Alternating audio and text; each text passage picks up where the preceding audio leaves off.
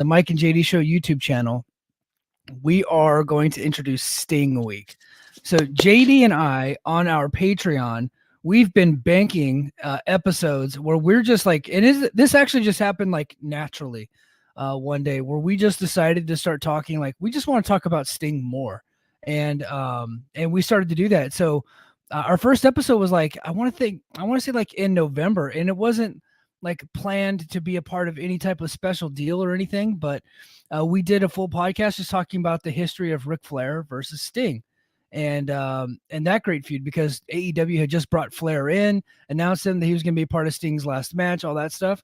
So we did a full episode on that. And then we just kept talking about Sting. And we're like, oh, I think we got something here. We have like a full week of episodes. So they're already most of them are already on our Patreon. JD and I have one more to record. We're going to do that this weekend. We're going to record Sting versus Hogan. But we have Sting versus Flair. We did Sting and Vader, Sting and Cactus Jack, Sting versus the Dangerous Alliance. Joe and I last week, we did Sting versus Kurt Angle, which was a lot of fun.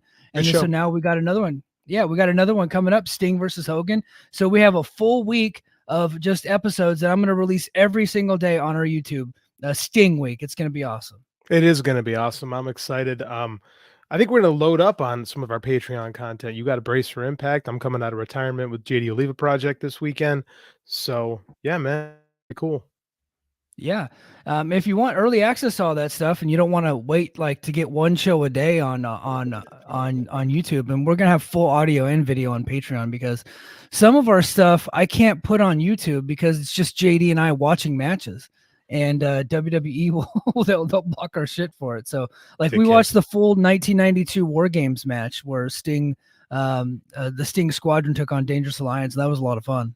Yes, it was. By the way, if you haven't ever watched War Games 1992, go ahead and pause the show. Go watch War Games 92. Mike and I will be back. We understand. We are not the Dangerous Alliance. We are not the Sting Squadron. We're below the totem pole. So like, go watch that show. I think it's still the best War Games match that I've ever had. Yeah, dude, I had not watched that in years, and I was honestly like a little bit surprised at just how well that match held up. Like after all this time, over 30 years.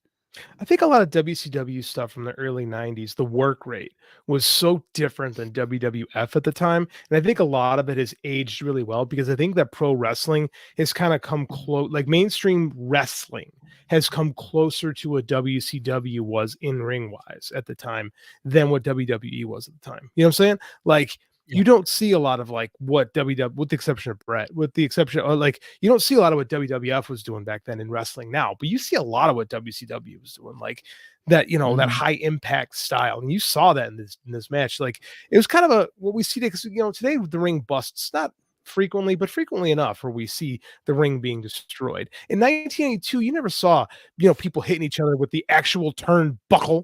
Like the metal turnbuckle, you didn't see people beating each other with that back then. So, in some ways, the match is ahead of its time. A lot of ways. Yeah, no, in a lot of ways, it really was ahead of its time.